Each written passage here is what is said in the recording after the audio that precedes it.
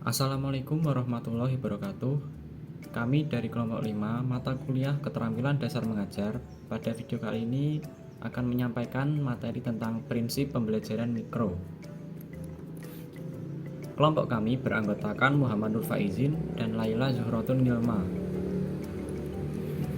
Terdapat dua materi yang akan kami sampaikan. Yang pertama adalah pengertian prinsip dan prinsip-prinsip pembelajaran mikro. Sebenarnya apa sih yang dimaksud dengan prinsip itu? Prinsip adalah aturan, ketentuan, atau hukum yang mengatur aktivitas agar dapat berjalan secara logis, sistematis, membawa manfaat dan hasil yang optimal. Penilaian proses dan hasil belajar micro teaching dilaksanakan atas dasar prinsip-prinsip yang jelas sebagai landasan. Prinsip dalam hal ini merupakan ketentuan, kaidah atau hukum yang harus dijadikan pegangan di dalam pelaksanaan pembelajaran mikro. Materi yang selanjutnya yaitu prinsip-prinsip pembelajaran mikro. Prinsip pertama dalam pembelajaran mikro yaitu fokus pada penampilan. Yang menjadi sasaran utama dalam pembelajaran mikro yaitu penampilan setiap calon guru atau guru dalam melatih keterampilan mengajarnya. Seperti yang dicontohkan, Bu Eli akan berlatih bagaimana cara membuka pembelajaran yang dapat menumbuhkan perhatian dan motivasi belajar siswa. Maka, fokus penampilan Bu Eli hanya pada keterampilan membuka saja, tidak pada aspek lainnya. Dengan demikian, fokus perhatian dari pembelajaran mikro sepenuhnya hanya pada penampilan calon guru atau guru dalam melaksanakan keterampilan yang dilatihkan, dan bukan pada unsur kepribadiannya. Yang kedua, spesifik dan konkret. Seperti yang dijelaskan di atas, jenis keterampilan yang dilatihkan harus terpusat pada jenis keterampilan mengajar yang dilakukan secara bagian demi bagian. Misalnya, berlatih membuka dan menutup pembelajaran, dilakukan secara tersendiri dan tidak digabungkan dengan jenis keterampilan mengajar lainnya dalam waktu yang bersamaan. Selain itu, penampilan dalam membuka atau menutup pembelajaran tersebut bisa ditekankan pada aspek-aspek yang lebih khusus lagi. Misalnya, bagaimana dalam menyampaikan tujuan ketika membuka pembelajaran, bagaimana ketika mengkondisikan lingkungan belajar, bagaimana cara atau gayanya, bagaimana vokalnya, dan lain sebagainya.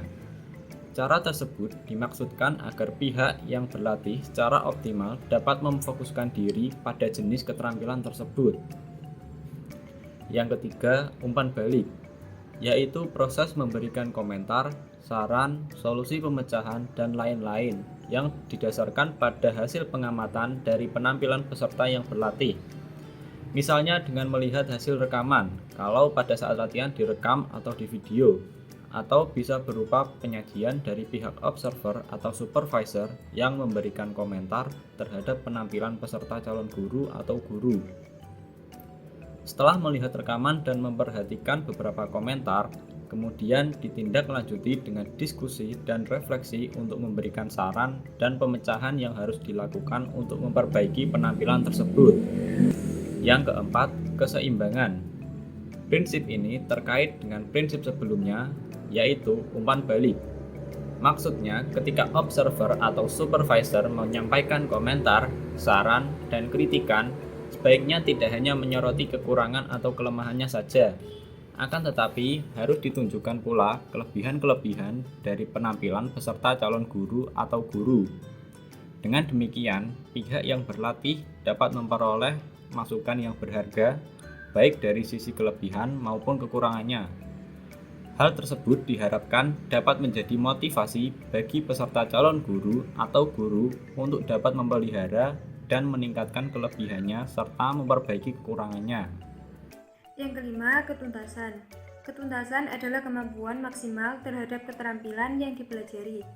Apabila dari 1 atau 2 kali latihan dalam menerapkan sebuah keterampilan, ternyata masih ada yang harus diperbaiki, maka semua pihak harus membantu memfasilitasi latihan ulang sehingga diperoleh kemampuan maksimal sesuai dengan yang diharapkan.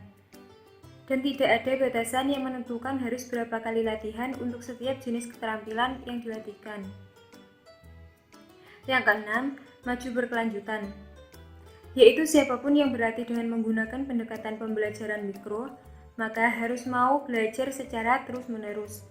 Ketika seseorang telah terampil menguasai satu model atau jenis keterampilan yang dilatihkan, bukan berarti dianggap sudah selesai. Akan tetapi, masih banyak tantangan lain yang harus dipelajari, dilatih, dan dikuasai. Keinginan untuk maju harus tumbuh dari setiap yang memegang profesi. Dengan begitu, akan selalu terdorong motivasi untuk belajar, berlatih, bertanya, dan mencari berbagai sumber informasi. Sekian presentasi dari kelompok kami. Apabila ada salah kata dan kekurangan dalam menyampaikan materi, kami mohon maaf. Wassalamualaikum warahmatullahi wabarakatuh.